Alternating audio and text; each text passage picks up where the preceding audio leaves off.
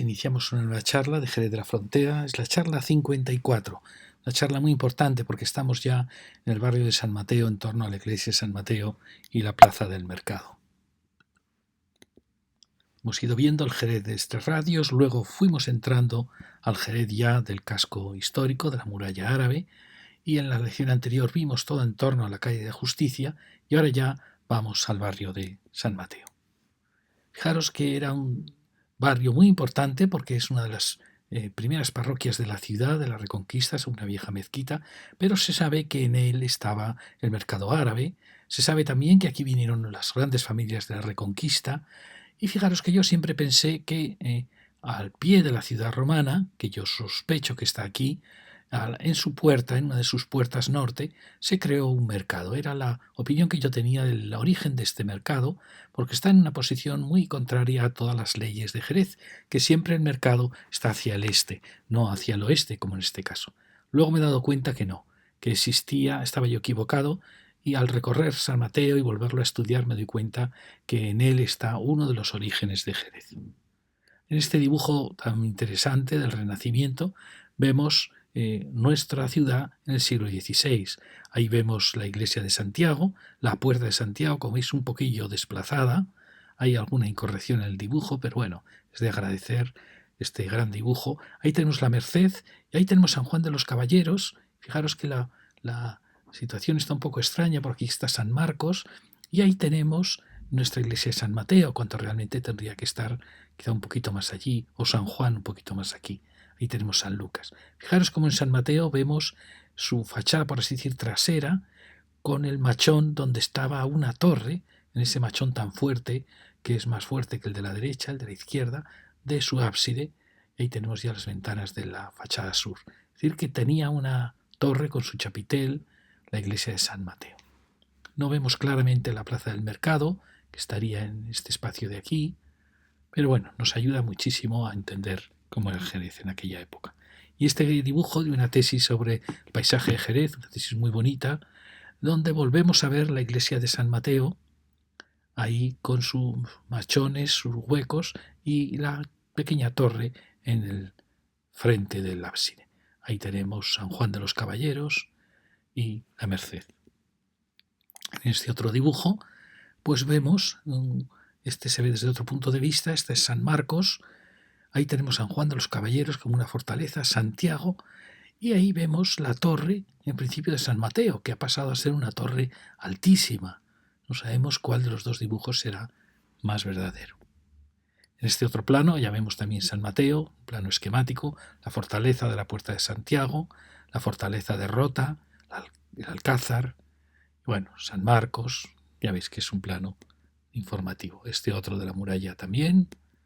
Y bueno, en este plano de Madoz ya vemos cómo se parece ya mucho a nuestra situación actual. Pero fijaros cómo toda esta enorme manzana ya las bodegas la habían ido ocupando muchas viviendas y ya la ciudad estaba dominada por los cascos de bodegas. Pero sin embargo, fijaros que en la plaza del Almendrillo, detrás de San Mateo, había terrenos libres, es decir, se había quedado un terreno misteriosamente libre. Aquí vemos San Blas y la plaza del mercado, casi como la vemos, el instituto, donde en parte está hoy el Museo Arqueológico. Este plano del año 26, bueno, la plaza del mercado se llama Julián Cuadra, como veis es una situación muy parecida a la anterior. Y este es un dibujo precioso en que, como vemos ahí nuestro San Mateo y lo vemos como los cascos de bodegas van avanzando por todo el entorno de este barrio, pegados a la muralla, saltando a la muralla, envolviendo y haciendo que desaparezca el barrio de San Mateo en sus construcciones civiles, por así decir. Ahí vemos la plaza del mercado, que está arbolada, y donde estaban las escuelas o instituto, y el Palacio Riquelme, que ya se ve aquí, y las zonas arboladas rodean al lado de la muralla árabe. Es muy muy bonito este dibujo. Ahí vemos San Juan de los Caballeros, San Marcos, la Colegiata, San Miguel, San Dionisio. Bien, pues vamos a entrar por la muralla. Recordéis que en la lección anterior habíamos seguido esa entrada de allí. Vamos acompañando estas bodegas que se apoyaron en la muralla. Aquí la muralla ha sido liberada, se ha generado este precioso paseo y entramos por esta puerta hacia las bodegas Tradición. Aquí tenemos un espacio donde se ha derribado mucha bodega y mucha casa. Bueno, aquí tenemos los restos de la muralla árabe. Aquí los tenemos. Qué fácil sería reconstruir esta muralla en los tramos en que falta. Hemos hablado muchas veces de esas viviendas en la lección anterior de la calle Murillo, cómo podrían transformarse en viviendas adosadas, en dúplex, para las viviendas que faltasen ocupar estos terrenos baldíos y mejorar muchísimo la calle Murillo y mejorar también esas viviendas. Y vemos estos vacíos que se han producido por el derribo de muchos cascos de bodegas. Ellas a su vez antes habían derribado todas las viviendas de este barrio. Aquí lo vemos. Y fijaros aquí todas las cascos de bodegas que van marcando este semicírculo y estos vacíos. Por eso os decía que las construcciones que vimos en la calle Murillo o otras construcciones que son excesivamente densas podrían igual reformarse y trasladar aquí nuevas viviendas y hacer una operación de variar un poco la tipología del casco histórico. Ya sé que es muy difícil para derribar una vivienda y realojar al vecino en una vivienda mejor. Hay que construir nuevamente el doble de viviendas que se derriban o se transforman, pero aquí tendríamos suelo para hacer todas esas operaciones. En fin, es que lo decíamos porque el tramo de la calle Murillo era el tramo más difícil de toda la muralla de Jerez, que más había sido alterado. Y aquí tenemos la bodega Tradición con una preciosa torre romántica con arquerías árabes, que es esta torre que da prestancia a toda esta secuencia de bodegas y donde está este maravilloso museo, el Museo de las Bodegas Tradición, una de las pinacotecas más valiosas de Andalucía. Bueno, y formando todo este murallón de cultura en torno a la ciudad. Aquí tenemos la trasera del Palacio Riquelme. Ya se ve que era un palacio, incluso en sus construcciones más traseras, tiene una elegancia tremenda, fruto de que trabajaron arquitectos estupendos en ese palacio y que parece que ya se va a empezar a rehabilitar. Ahí tenemos hacia el Rincón Malillo, un rincón de muchas leyendas, y seguimos la plaza. Fijaros que estamos en este punto en torno al Palacio Riquelme, el Rincón Malillo, y aquí tenemos San Mateo. Fijaros que aquí viene lo que yo me di cuenta. Yo siempre pensé que esto era un arrabal de la ciudad romana y que sin más pues se había ido avanzando por la ciudad árabe, pues creando arrabales. Pero era muy extraño que los arquitectos árabes eran muy geométricos. Les gustaba muchísimo la geometría, tanto como los romanos. Me extrañaba mucho siempre este refuerzo de la ciudad, de desalineamiento de la muralla árabe. Y ahora lo he empezado a comprender. Lo he comprendido también por la presencia del mercado en una posición respecto a la ciudad romana que es hacia el oeste, cuando Jerez siempre tiene los mercados colocados hacia el este, siempre. Y ahora lo he entendido. ¿Qué pasa? Que aquí había una ciudad anterior a Roma, una ciudad prerromana, una ciudad de un pueblo turdetano, tartésico, que estaba en esta pequeña colina y que tenía su puerta hacia este punto. Y en este punto se generó su plaza y su mercado. Cuando llega a Roma, que hace, lo veremos lo mismo en la lección anterior, que siempre es muy respetuosa, se coloca a los pies de esta pequeñito castro y fomenta o sigue fomentando una puerta de salida en torno a este mercado. Cuando llega al mundo árabe, el templo que hubo aquí, del templo prerromano o luego quizá cristiano, pasa a ser una mezquita, cambia probablemente la orientación, la primitiva orientación sería hacia el este, el mundo musulmán orienta primero hacia el sur y luego hacia el sureste, porque no sabe muy bien dónde está la dirección de la Meca aún, y altera la base cristiana de la pequeña ciudad romana que había pasado a ser paleocristiana. Y luego mantiene el mercado y crea un mercado de sedas que estaba en el Palacio Riquelme, por así decir, una alcaicería que eran los mercados árabes, en una posición muy extraña respecto a la ciudad, porque la ciudad, como digo, nunca mira hacia el Guadalquivir. Jerez nunca tiende hacia el Guadalquivir. Entonces, ese pequeño castro, por la curvatura que tienen estas bodegas, intuyo que en algún momento creció y se hizo mucho mayor. Fijaros que estas son manzanas que se ve que son manzanas de arrabal pegadas a una ciudad existente anteriormente. ¿Y luego qué pasó? Pues que el mundo árabe tuvo que asumir, por supuesto, todos los barrios que estaban construidos a su llegada Asume la ciudad romana, asume la ciudad prerromana, sus barrios, y por eso mueve la muralla envolviendo toda esta pequeña ciudad que había aquí. Esa es mi teoría. Ya la veis aquí de nuevo, el primitivo núcleo, este núcleo probablemente ampliado, porque esta curvatura parece indicarlo, los nuevos arrabales que se pegaron a esta ciudad y luego la ciudad romana que se va a colocar a sus pies. Estos arrabales puede que sean posteriores a la ciudad romana entre ambas. Roma siempre era muy respetuosa con las ciudades prerromanas, siempre se colocaba nuevamente a sus pies porque éstas ocupaban nuevamente el punto más alto. Fijaros que he tratado de ver si todos estos barrios, barrio de la zona de la calle Justicia, de la calle Liebre, sí podrían formar parte de la alineación que yo creo que existe y que se nota aún, que estas líneas moradas de la ciudad romana. He trazado porque sería para mí muy sencillo decir, bueno, la ciudad romana llegaba hasta donde llega luego la muralla árabe. Pero no, si os fijáis, siempre hay un giro en las alineaciones, una cierta confusión, mientras que aquí se nota un orden superior. Es decir, que aquí lo que hay son líneas que siguen caminos orgánicos, caminos naturales, caminos orgánicos en torno a un pequeño castro. No hay un orden que podamos detectar. Solamente quizá la longitud de estas manzanas, que como he dicho, procede de pegarse a una ciudad anterior geométrica. Aquí, como veis, he tratado de ver si podía yo, y por muy poco se podría acercar, pero no hay ningún resto aquí de ese trazado romano, que yo creo que acababa aquí. Y sobre todo en la zona de San Mateo desaparece totalmente cualquier resto, lo cual me indica que esto era anterior a la ciudad romana.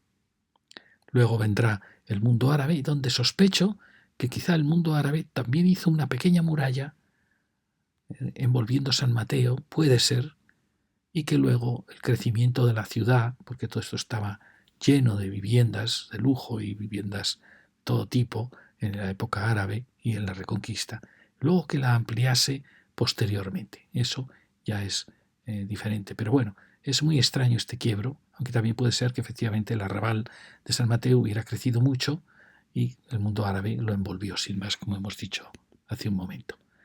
Bueno, pues entramos por esta calle entre el Palacio Riquelme y llegamos a esta otra pequeña placita de becerras con esta casa más o menos noble y ese espacio amplio.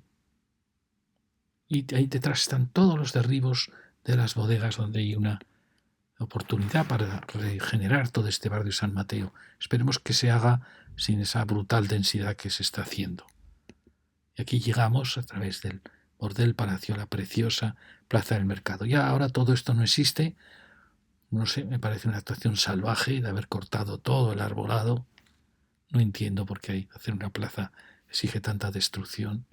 Y ahí tenemos el impresionante palacio, que luego volveremos sobre él. Y ahí vemos la masa de San Mateo. Fijaros, ¿recordáis que en algunos grabados se ve que aquí había una torre?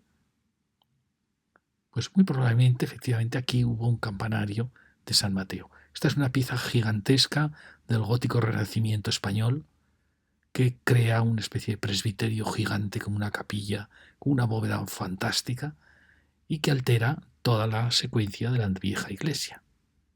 Bueno, aquí vemos la placita y sigamos ahora bordeando nuestra pequeña ciudad. Aquí tenemos la muralla, esos pasos a las viviendas de atrás, una torreón de la esquina, estas casas que van formando esta calle y los muchos caminos que llegaban a este punto, rodeando el convento de la Merced y que llegan también en estas otras direcciones. Y es un punto de confluencia de muchos caminos.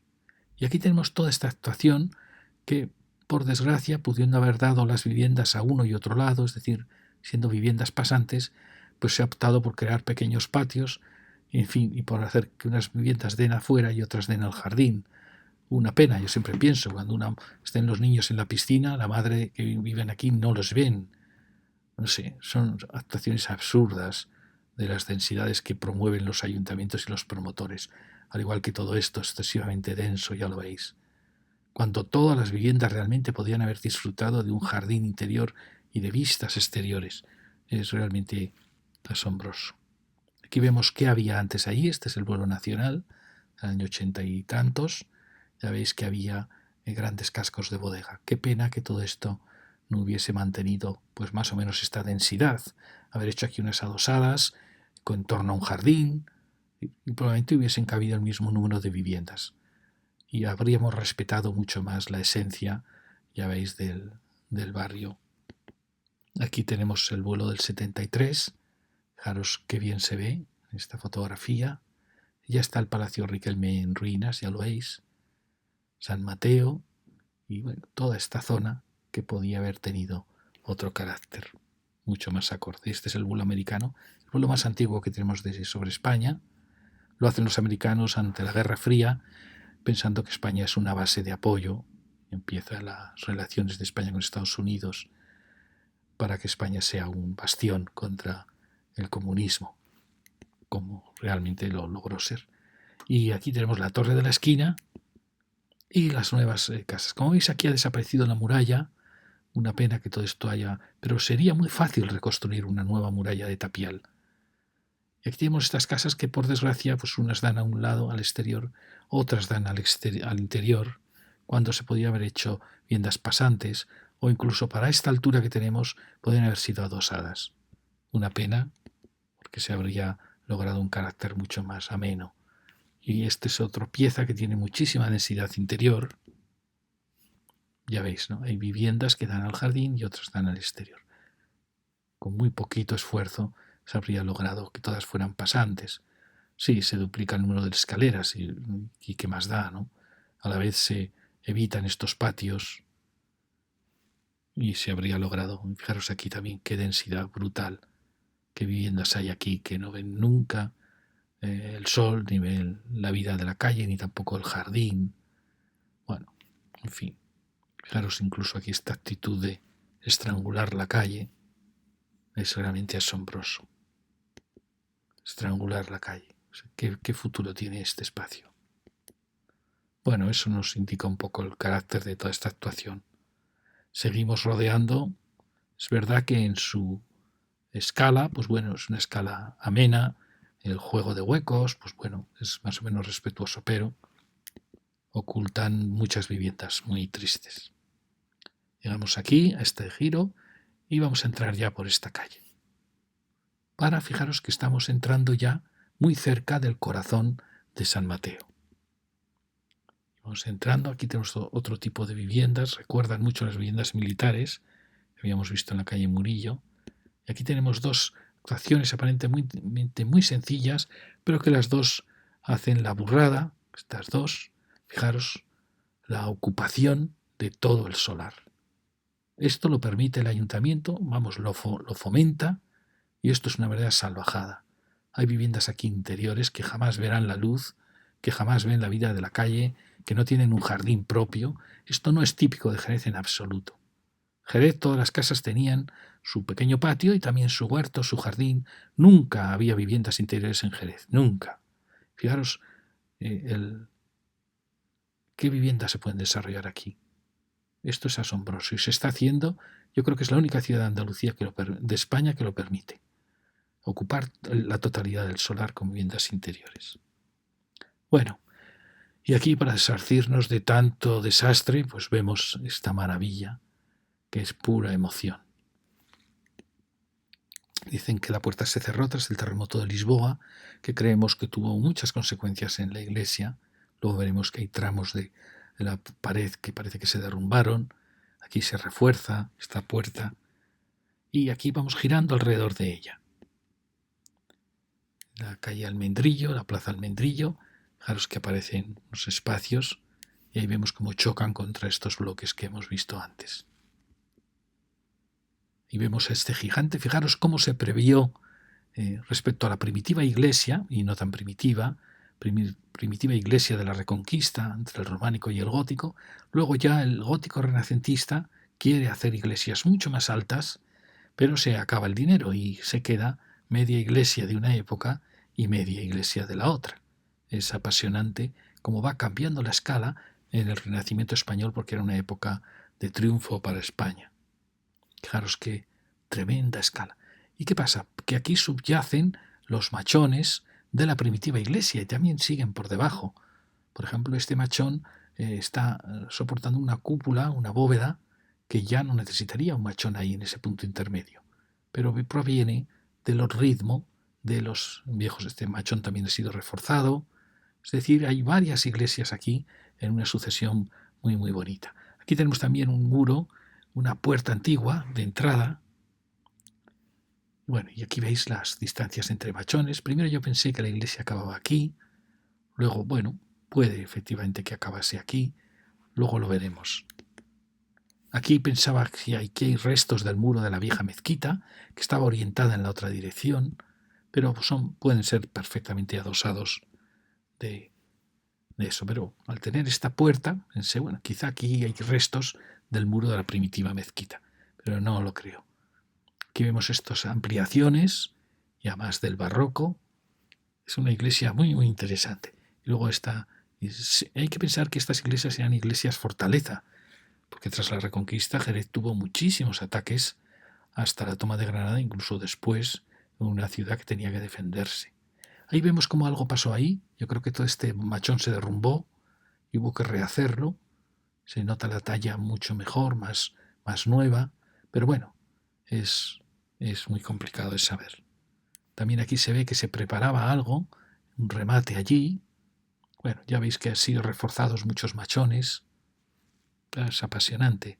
Y ahí fijaros que hay una pequeña capillita donde yo sospecho que estaba en esta foto antigua, yo sospecho que este es el alminar de la mezquita. Los alminares de las mezquitas solían estar pegados al muro, por así decir, norte de ellas, y ellas se orientaban hacia el sur. Sospecho que esto puede ser el muro, el cubo del alminar de la mezquita, que hubiese estado, y la mezquita, siempre eran muy bajitas, han estado aquí. Bueno, ahí veis las grietas que aparecieron, lo que pasó ahí, que probablemente se derrumbó ese tramo. Y bueno, y aquí pasamos a otra placita trasera. Veis los arcos que se han mantenido en la restauración. Y aquí fijaros que aparece una especie de fortaleza, o de torre fortaleza, que se cree que era una de las torres previstas para una gran torre para la iglesia. Puede ser, porque fijaros que está reforzada en las esquinas. Y bueno, es una historia más apasionante de la historia de esta iglesia. ¿Veis? Es casi una torre de castillo. Pero fijaros también cómo la fase primera es una mampostería, no es sillería, y de repente cambia radicalmente la construcción. Es decir, que esto probablemente sea de las partes más antiguas de la iglesita, cuando se plantea casi una iglesia castillo, con un torreón aquí. Luego se sigue con la idea, pero ya con una sillería mucho más bonita. Y aquí veis ya la enorme capilla del presbiterio, planteada como una gigantesca capilla gótico-renacentista, tremenda, de unas dimensiones enormes, con unos empujes tremendos, basta ver este machón, y realmente apasionante. Y va cambiando la escala desde probablemente el alminar árabe, la mezquita árabe, la primitiva iglesita medio románica, la iglesita gótica y ya la iglesia renacentista. Fijaros estas preciosas ventanas, que yo primero pensaba que las habían trasladado de algún punto de la iglesia, pero pueden ser de este gótico maravilloso, que es un gótico ya renacentista. Aquí tenemos la placita y vamos a salir de ella. Estos misteriosos rincones formando estos. Aquí se ve que hubo una construcción adosada. Ha habido muchos derribos en estos barrios donde no había tanta placita. Ahí vemos ya la esquina del Palacio Riquelme y lo que va a ser el Rincón Malillo, que está aquí, donde hay muchas leyendas de un caballero violento que asesinaba a quien se cruzaba, que retó al diablo y el diablo le hirió, y una herida que sangró hasta su muerte, ¿no? Bueno, hay muchas leyendas sobre el Rincón Malillo y hay una composición musical preciosa sobre este rincón. Y aquí salimos a través de una casa, es una moldura muy bonita, salimos de nuevo a la plaza del mercado, con el Palacio Riquelme, que volveremos al final. Bien, pues sigamos ahora descendiendo, rodeando. Pero bueno, os voy a... os planteo una de mis hipótesis. Fijaros, cuando uno ve las alineaciones, este es un método del profesor Jean Passigny, un geógrafo francés, que analizaba las tramas de los parcelarios para descubrir planteamientos, ciudades ideales. Fijaros que aquí se adivina una pequeñísima ciudad con un trazado casi ortogonal es cuando forma 90 grados, en torno a un corazón. Este perfectamente puede ser un pequeño poblado tartésico, turdetano, que ya utilizaban una geometría ortogonal, que está en un punto alto de la ciudad y que en el corazón tuvo probablemente un templo, luego transformado por Roma, cuando llegó Roma, y que luego el Islam lo que hará será crear aquí una mezquita. Las mezquitas del Islam primero se orientan hacia el sur porque piensan que la Meca está hacia el sur, luego ya se dan cuenta del error y las sitúan hacia el sureste, que es la dirección aproximada de la Meca, con el alminar donde yo propongo que está el alminar en esa capillita. Y la mezquita estaría en esta dirección. Y aquí tendría su mihrab, es decir, la dirección orando hacia allí. Habría ocupado un templo anterior, cristiano probablemente, que a su vez había ocupado un templo probablemente prerromano o romano. Luego creo que esta pequeña ciudad de San Mateo es envuelta por nuevos arrabales. Aquí se ve cómo estas casas se pegaron a una línea de muralla antigua y formó un segundo arrabal que lo denota en esta curvatura de las bodegas, donde probablemente incluía casi toda la plaza del mercado. Eso se nota en estos quiebros que hay aquí en las calles, es decir, que aquí hubo un recinto y en ese recinto se formó ahí un corazón en la puerta de la ciudad. Es mi opinión. Aquí lo vemos de nuevo, quizá pudo ser un poco más grande, incorporando ya este arrabal que hemos visto que se adosa a la muralla, donde la iglesita, ya lo veis, la mezquita con el mihrab y el alminar. Una pequeñita ciudad que luego los árabes, o sea, ella no tendría mezquita, al principio sería una ciudad prerromana, luego Roma la asumió, la vamos a ver, y luego el Islam la transformó en mezquita.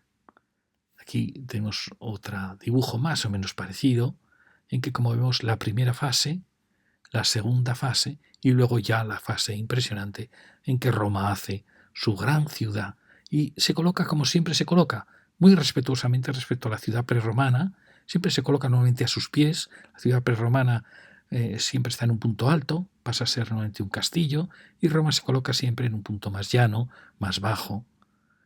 Y aquí veis que se formó en este punto una relación entre las dos ciudades que va a dar origen a que esta plaza primitiva sea una plaza importante y que el mercado pase a estar aquí.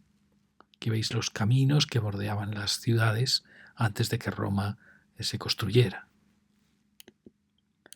Aquí vemos ya los arrabales que van, cuando ya Roma ha construido, pues por supuesto se van formando manzanas que yo llamo de aluvión, que van envolviendo la ciudad, las dos ciudades. Y luego cuando llega el mundo árabe, hace una muralla que aunque a los árabes les gustaba mucho la geometría, les hubiera gustado hacer una muralla perfectamente cuadrada, tienen que hacer esta adaptación para envolver todo el núcleo de San Mateo.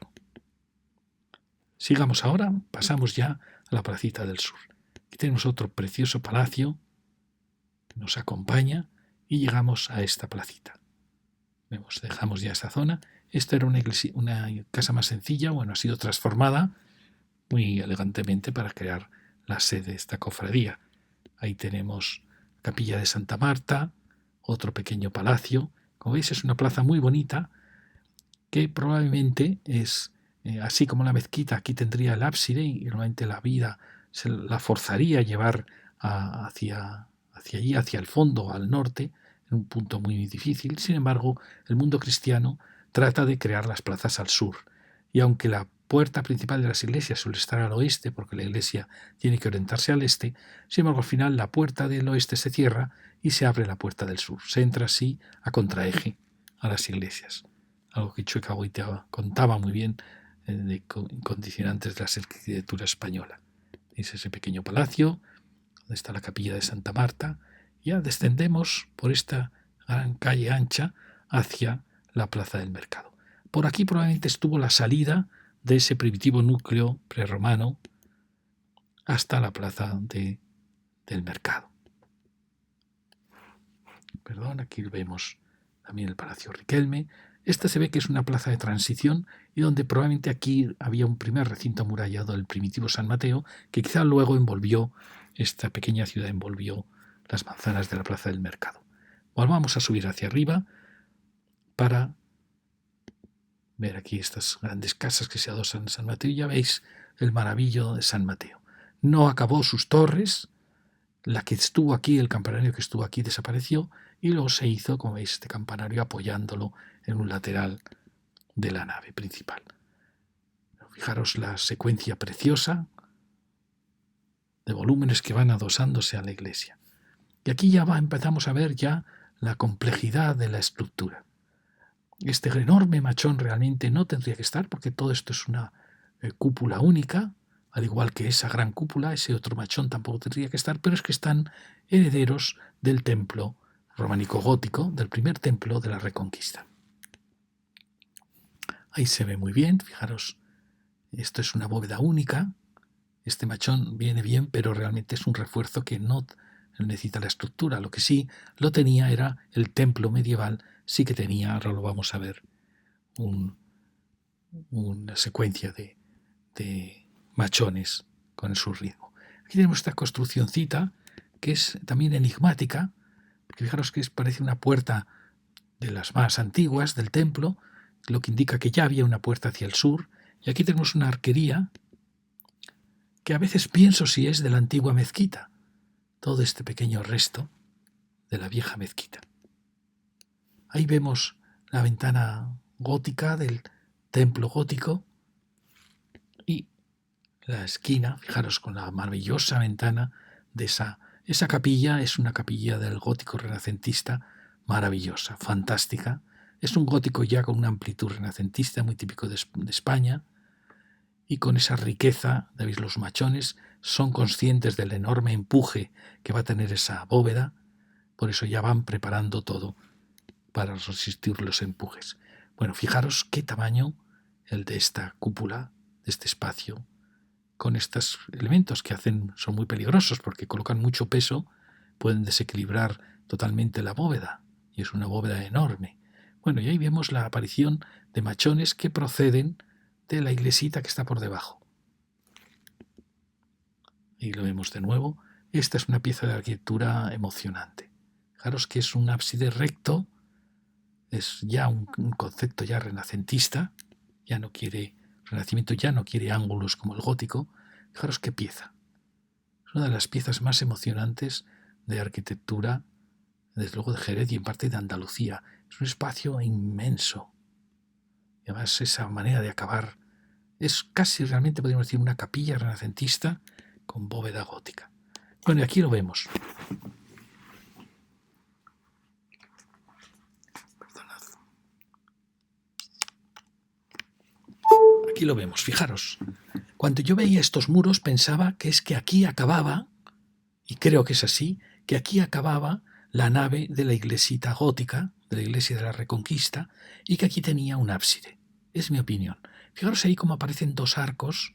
Aquí falta el machón, bueno, está el machón de la iglesia de la Reconquista, y este elemento que sale tanto, creo que era el muro en el que la iglesita acababa y daba paso a una capillita ábside. Es realmente apasionante la historia de este templo. Luego mirar el impresionante, el espacio. Bueno, aquí se ve también cómo este quizá coincide con el final de esa capillita del templo de la Reconquista.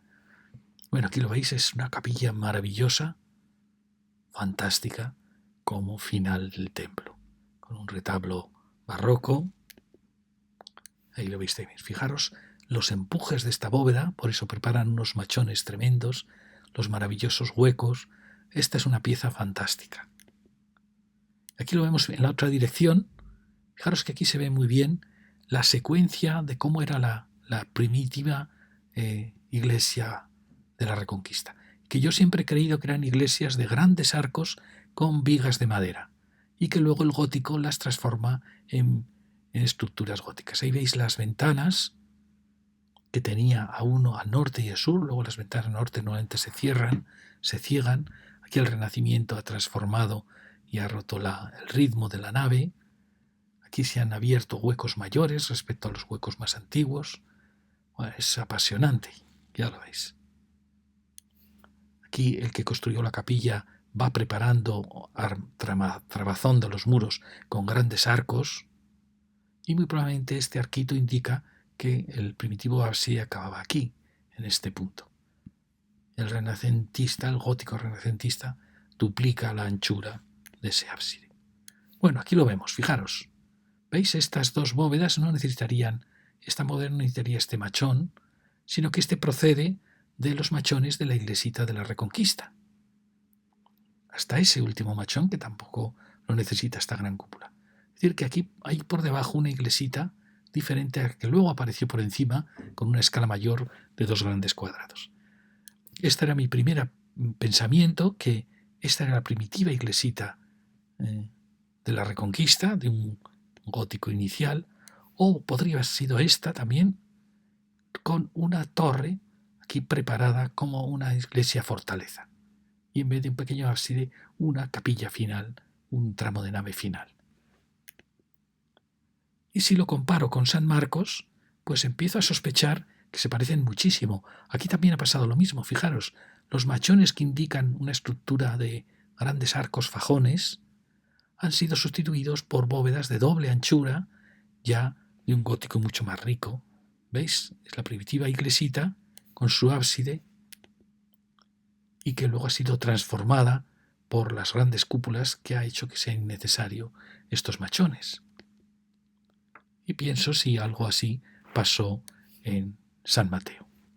Bien, ahora vamos a volver a entrar por esta otra calle, en todo este grupo de viviendas.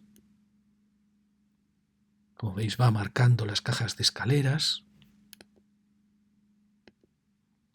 Y fijaros que han quedado, bueno, por lo menos da la impresión que estas viviendas son pasantes, es decir, que la vivienda da a un lado y otro lado,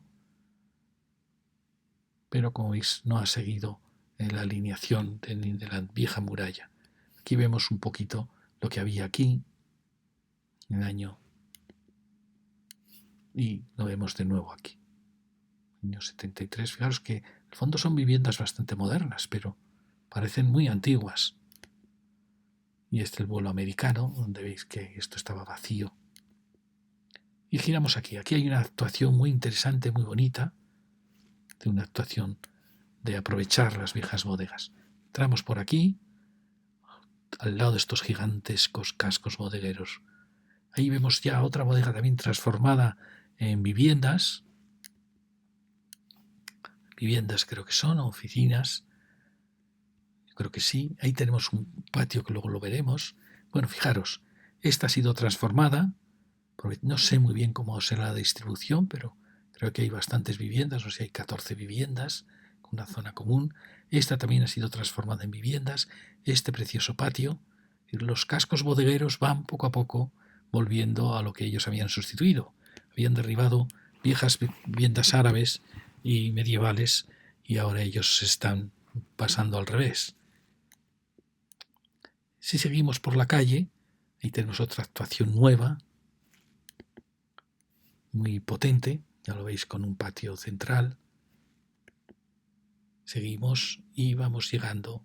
Aquí tenemos las viejas bodegas que también han sido transformadas, y aquí tenemos estas calles en diagonal que siempre indican la entrada a un viejo recinto. Es la entrada al viejo castro prerromano que era el barrio de San Mateo. Probablemente un castro turdetano, tartésico, que quizá fue el origen de Jerez. Ahí vemos ya la preciosa iglesia.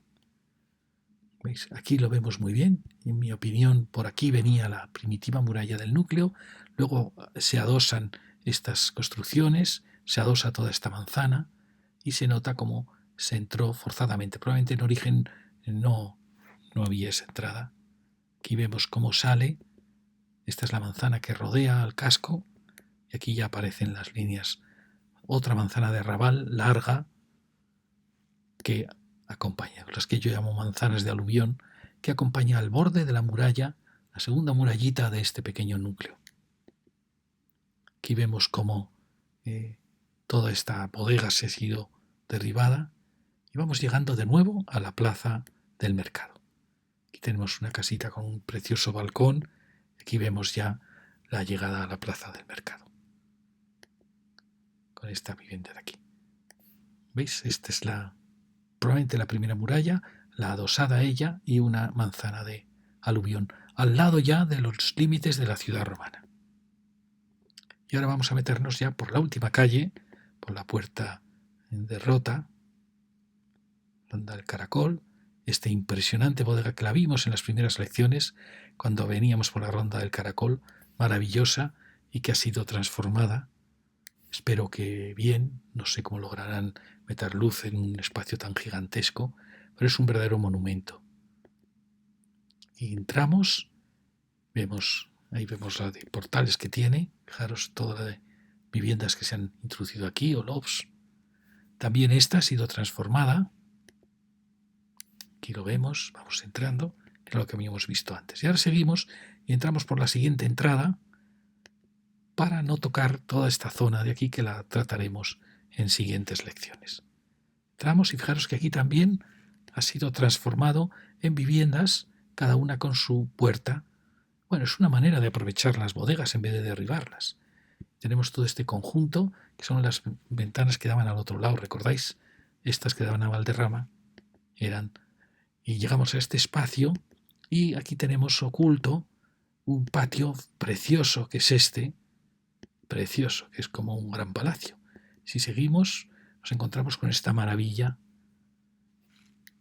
Fijaros qué construcción tan monumental, que ha perdido, ya ha perdido ahí la rejería, que esperemos que se restaure pronto, dentro de esa tradición que va ocupando poco a poco las bodegas. Llega aquí como veis ya hay una propuesta, espero que sea viviendas dignas. Ahí tenemos ya ese final de esa última bodega que no la tratamos hoy, y llegamos ya a la esquina de lo que es, en mi opinión, el recinto romano, que lo trataremos cuando ya entremos en esa zona. Como veis, es una zona que esto se ve como un adosado a un recinto cuadrado, que sería este que viene desde la Plaza San Juan. ¿Veis? Esto es claramente una construcción pegada a una vieja muralla mucho más antigua que sigue la alineación. Esto lo veremos cuando lleguemos a esas lecciones. Y bueno, y aquí estamos ya en la Plaza del Mercado. Ya estamos en ella. Y fijaros, mi primera teoría era que aquí se había sentado una ciudad romana. No sabía por qué se había creado un mercado en dirección hacia el Guadalquivir, cosa muy rara en Jerez, porque nunca ha tenido importancia estos caminos hacia el Guadalquivir. No hay que olvidar que el Guadalquivir eran marismas, no había un buen puerto. Y yo pensaba que aquí se había generado un arrabal extraño. Hasta que me di cuenta que estaba equivocado. Aquí había un poblado anterior a Roma. Roma se coloca a sus pies, los caminos van entrando a ese núcleo y bordeándolo. Es decir, esta es la teoría. Aquí hay un pequeño núcleo, probablemente ese núcleo prerromano, cuando llega el cristianismo, tiene un pequeño templo orientado hacia el este, y los caminos iban rodeándolo y llegando hasta él. Roma aún habría llegado, esto sería un templo, antes que cristiano sería un templo tartésico. Luego llega Roma, donde creo que su pretorio, su refuerzo de la muralla, estaba aquí, en el palacio que hemos visto en la lección anterior. Se ven claramente los ejes, aún no sé muy bien cuál era el tamaño de sus manzanas, pero yo creo que una de las salidas se apoyó en que aquí ya había una vida de mercado a las puertas de este pequeño núcleo prerromano, tartésico. Por eso se genera aquí este punto de tensión entre las dos ciudades. Por eso Roma se coloca aquí y no más arriba, porque está este núcleo que le estorba para ocupar esta llanura como le hubiera gustado. Roma siempre respeta los castros prerromanos, siempre. Y aquí teníamos la plaza del mercado. Bueno, espero que lo habéis entendido, más o menos. Esa es mi teoría. Tenemos la plaza del mercado Estas son las construcciones que se adosan a la vieja muralla romana con este precioso palacio. Esta sería la muralla romana, no sé en qué dirección, en qué punto iría exactamente. Me da la impresión que este gran palacio es una fortaleza de la ciudad romana. Aún no sé si seguía o acababa y volvía ya aquí. Aquí tenemos otro elemento que es también como defensivo, como una especie de torre fuerte de la ciudad romana, pero no lo sabemos. Otro gran palacio que marca la plaza del mercado. Fijaros que este palacio está mirando no a la plaza del mercado, está mirando como claramente la plaza del mercado quizá fue en origen mucho más pequeñita. Aquí tenemos este instituto, probablemente de niños y niñas, con 2 puertas, que un noble había dejado para que siempre fuera un elemento de cultura y ahora ha sido el museo arqueológico. Aquí tenemos la plaza del mercado, esta construcción nueva, donde veníamos por... Da la impresión que efectivamente que esta plaza se ha ido ensanchando, echando hacia atrás las viviendas. Aquí tenemos esta zona de vida, 3 casitas más o menos dignas que subían hacia San Mateo. Ahí tenemos el museo arqueológico, el otro gran palacio, el museo, el antiguo instituto, y este incorporado tenemos este precioso edificio que realmente podría tener incluso subir un piso más. Y aquí el gran palacio que ya ha incorporado al museo es un precioso palacio jerezano. Ya veis, con el último piso ático de huecos pequeñitos, alero de ladrillo, que muchos de estos, como os conté, tienen arquerías, en origen tenían arquerías de ladrillo, luego ya la moda del Renacimiento, sobre todo del barroco, sustituye esas arquerías. ¿Veis la portada? Con estas grecas que las conocemos de un arquitecto del romanticismo jerezano, las hemos visto en algunos palacios. Aquí lo vimos, la calle llegada de la calle Justicia. Estos quiebros misteriosos que tenemos aquí, que tenemos también aquí, que a veces me han dado la impresión que indicarían que el primitivo núcleo de San Miguel llegó un poquito más allá. Es decir, que tras este primer núcleo, cuya muralla coincidía con este límite, luego llegó una pequeña ampliación y que luego se sitúa Roma a sus pies. Y tenemos estas naves y el frente de San Juan, la preciosa fuente, que he visto una teoría muy interesante que dice que es una fuente procedente de la Cartuja, un mármol de Génova, una verdadera maravilla, que no sé si es muy arriesgado tenerla en la plaza. Y esto que habrá desaparecido, todo esto ha sido cortado, no entendemos por qué para reformar una plaza hay que arrasarla. Otra pequeña casa y el Palacio Riquelme. Palacio emocionante, precisamente emocionante porque estaba abandonado.